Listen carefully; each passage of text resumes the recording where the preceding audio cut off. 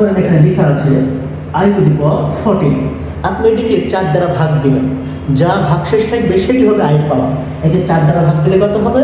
3 × 12, ভাগশেষ থাকে 2, এখানে হবে I স্কোয়ার। I স্কোয়ার মানে কত? -1।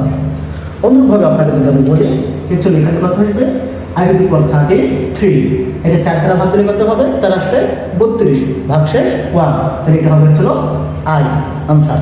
ওকে, এখন মনে করেন আর অনেক বড় সংখ্যা আছে। মনে রাখবেন আপনাকে এই নাম্বারগুলো নিয়ে ভাবতে হবে না, শুধুমাত্র শেষের দুটি নাম্বার নিয়ে আপনি থিঙ্কিং করবেন। শেষের দুটি নাম্বারকে আপনি 4 দ্বারা ভাগ করে ভাগশেষ যা থাকবে পুরো সংখ্যাটিকে 4 দ্বারা ভাগ করলে ভাগশেষ তা হবে।